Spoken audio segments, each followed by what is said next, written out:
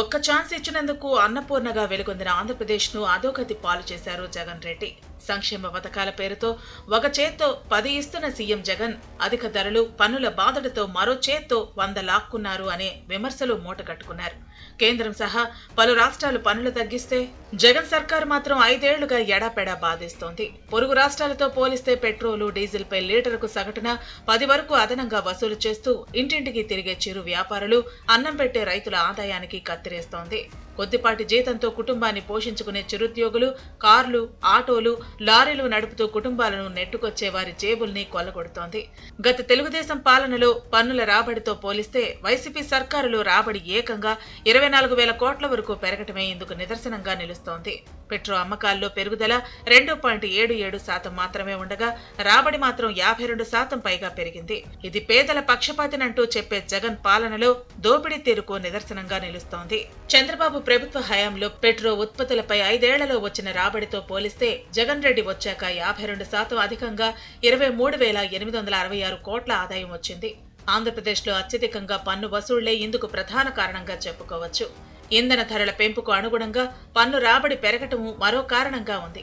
2014-15 నాటి పన్నుల రాబడితో పోలిస్తే 2018-19 నాటికి పెరుగుదల 22.95% మాత్రమే. అదే 2018-19 నుంచి 2022-23 నాటికి 52.39% పెరిగింది. కర్ణాటకలో 5 ఏళ్లలో 28.02%, తమిళనాడులో 33.99% మాత్రమే పెరుగుదల ఉంది.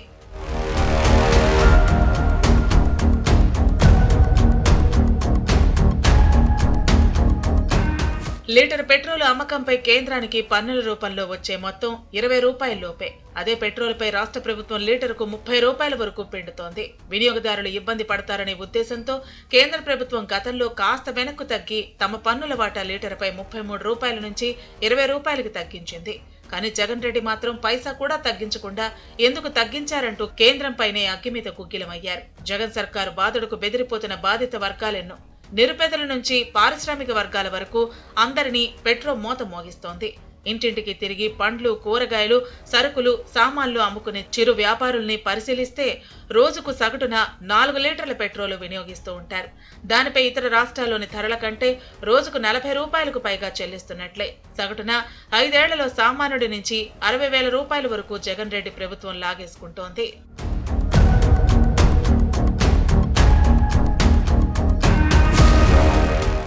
ఇంధన ఉత్పత్తులపై పన్నుల ద్వారా చేసే వసూళ్లలో జగన్ రెడ్డి ప్రభుత్వం దేశంలోని అన్ని రాష్ట్రాల కంటే మొదటి స్థానంలో నిలిచింది. 2022 డిసెంబర్ వరకు కేంద్ర పన్నులే అధికంగా ఉండేవి. తర్వాత కేంద్రం తమ పన్నుల రేటును లీటర్ పెట్రోలుపై 32 రూపాయల 80 పైసల నుంచి 19 రూపాయల 90 పైసలు చేసింది. అంటే లీటర్పై 12 రూపాయల 90 పైసలు తగ్గించింది. లీటరు డీజిల్పై 31 రూపాయల 80 పైసల నుంచి 15 రూపాయల 80 పైసలకి తగ్గించింది. అంటే 16 రూపాయలు తగ్గింది.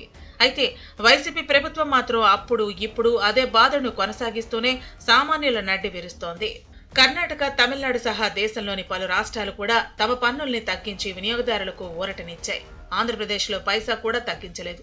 కేంద్రం పన్నుల్ని తగ్గిస్తే రాష్ట్ర ఆదాయం పోతుందంటూ శోకాలు పెట్టింది. ఫలితం దేశంలోని అన్ని రాష్ట్రాల కంటే ఆంధ్రప్రదేశ్లోనే పెట్రోల్, డీజిల్ ధరలు అధికంగా ఉన్నాయి. దీంతో చాలా మంది సరిహద్దు ప్రాంతాల ప్రజలు కర్ణాటక సరిహద్దుకు వెళదామా, పుంగనూరు కంటే లీటర్ పెట్రోలు 10 రూపాయలు, డీజిల్ 11 రూపాయలు 60 పైసలు తక్కువగా ఉందని కొందరు చర్చించుకుంటుంటే తమిళనాడు సరిహద్దుల్లో కొందామా, కుప్పం కంటే లీటర్ పెట్రోలుపై 9 రూపాయల 3 పైసలు, డీజిల్పై 4 రూపాయల 57 పైసలు తక్కువగా ఉందని మరికొందరు చర్చించుకుంటున్నారట.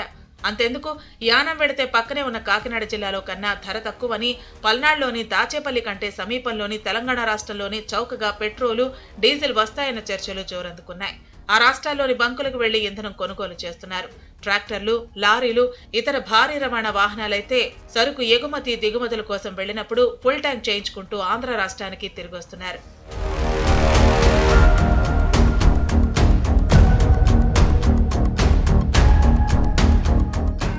అదలా ఉంటే ఆంధ్ర రాష్ట్రంలో ఏ మూలకు వెళ్లినా రహదారులన్నీ గుంతలమయమే.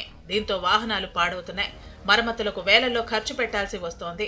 ప్రమాదాల బారిన పడి కొందరు ప్రాణాలను కోల్పోతున్నారు. అయినా జగన్ రెడ్డి సర్కారుకు ఎంత మాత్రం సిగ్గు ఎగ్గు లేకుండా రోడ్ సెస్ పేరుతో పెట్రోలు, డీజిల్ పై లీటరుకు ₹1 చొప్పున అదనంగా బాధేస్తోంది. పన్నులు కూడా కలిపితే ఏడాదికి 1000 కోట్లపైనే తోచుకుంటోంది. సరిహద్దు రాష్ట్రాల కంటే ఆంధ్రప్రదేశ్లో పెట్రోలు, డీజిల్ ధరలు అధికంగా ఉన్నాయని జగన్ రెడ్డి ప్రతిపక్ష నేతగా ఉన్నప్పుడు గగ్గోలు పెట్టి అధికారం చేజిక్కించుకున్నాక దేశంలోనే ఎక్కడా లేనంత స్థాయికి పెట్రోలు, డీజిల్ ధరల్ని పెంచేయడంపై గురివింద సామెతను జనం గుర్తు చేసుకుంటున్నారు. జరుగు జగన్ ఖాళీ చేయి కుర్చీ అంటూ ప్రజలు నినదిస్తున్నారు.